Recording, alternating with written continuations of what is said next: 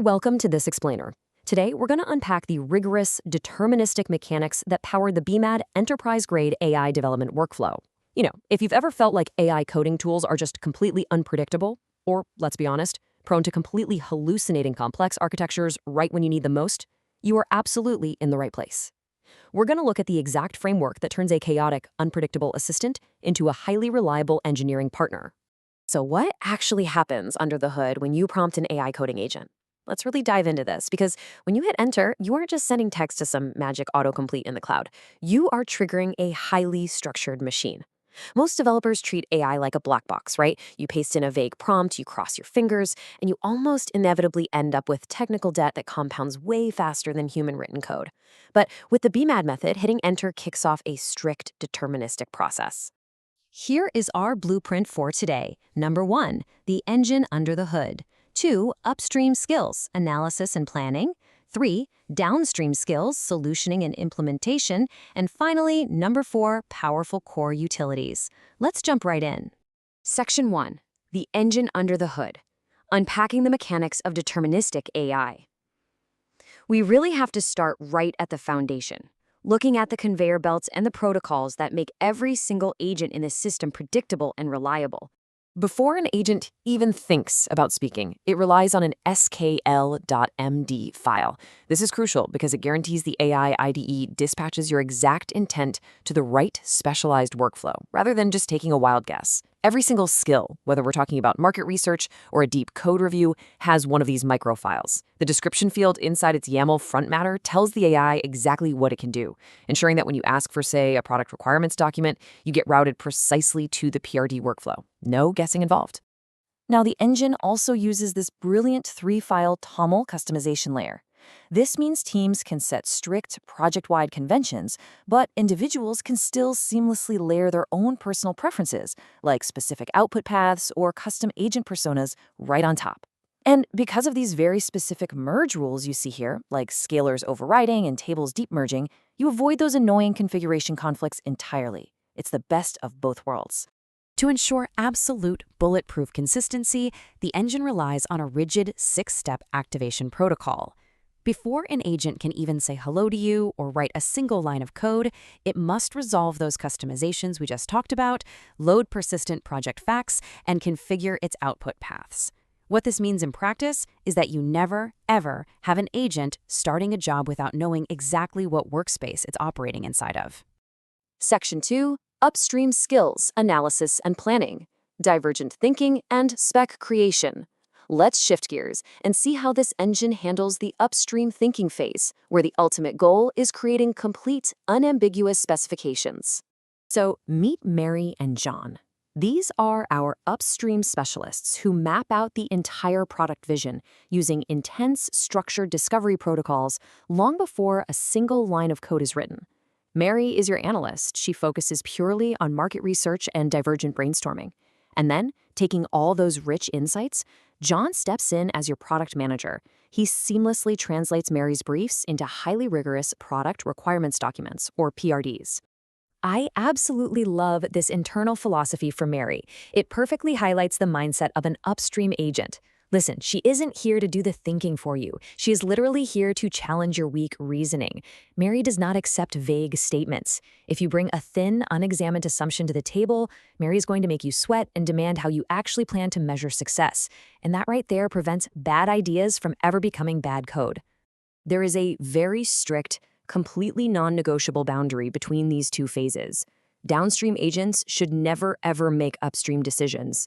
AI models inherently love to please us, right? Which means if a requirement is missing, a standard AI will just helpfully invent a feature to fill the gap. By explicitly separating the divergent upstream thinking from the convergent downstream building, the BMad method stops hallucinated scope creep dead in its tracks. Section 3, downstream skills, solutioning and implementation, translating specs into working software. All right, now we cross that boundary we just talked about, moving into the downstream phase, where our validated specs are turned into actual, working code by our specialized building machines. Meet Winston, our architect. Winston takes John's PRD and determines the exact technical blueprint, the system structure, and the integration patterns that all your developers are going to follow. He's essentially the bridge between what we are building and how we are building it. and he meticulously logs every single major choice into architecture decision records. Okay, what I really love about Winston's internal prompt is this incredibly pragmatic rule: favor boring technology. He explicitly prefers proven, well understood tech over whatever the latest cutting edge hype is. Winston knows there are no perfect solutions, only appropriate trade offs. He anchors your project in reality, which means your development team isn't going to be struggling for 3 weeks trying to debug some unproven beta framework they just saw on a blog yesterday. And now, meet Amelia, our developer. Amelia is the factory's primary execution mode. She picks up exactly where Winston leaves off to handle sprint planning, coding, and code review. Amelia is given a strict context-switch story file, and her one and only job is to turn that spec into passing code. Amelia's core philosophy is all about enforcing rigid scope adherence. She builds exactly what the spec asks for, ensuring every single acceptance criterion passes using a test-first discipline: red, green, refactor. She doesn't reinvent wheels, and she definitely doesn't add secret, undocumented features. If she hits an ambiguity in the code, she doesn't guess. She halts the process and pushes the question right back upstream to John or Winston. Section 4. Powerful Core Utilities. Universal cross-cutting skills available anytime. Finally, let's take a look at the factory's universal utilities. These are the core skills that any agent can just pull off the shelf at any given moment. Think of this roster of core skills like a superpowered tool belt. It allows agents to do everything from splitting massive context documents to performing highly complex, evidence-based forensic bug investigations. For example, if a PRD gets way too long for an AI's context window, the shard doc skill just breaks it down into perfectly sized pieces. Or if you're lost in the project, the help skill scans your files and tells you exactly what step you need to take next. It's incredibly handy. Now, party mode. This is wild. It orchestrates multiple personas all at once, which generates real drama and debate rather than just giving you a wall of agreeable AI text. Imagine Mary the analyst actively arguing with Winston the architect over whether a feature is actually feasible or not. Real clash beats fake consensus every time, and this mode stress tests your ideas from multiple expert angles simultaneously. This right here is a real game changer. Distilling vague ideas into this 5-field spec kernel is easily one of the most powerful things the entire engine does. It completely eliminates the "oh, but I thought you meant" problem.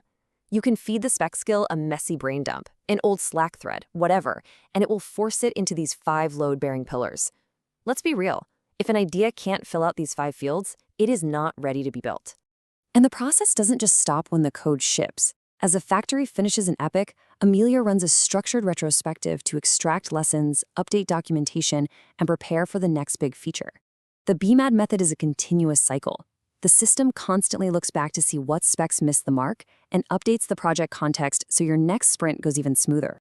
This rule from the retrospective workflow is just beautifully human-centric. It explicitly forces the AI to look at system failures rather than blaming a developer's time or effort. It never estimates hours, and it never points fingers.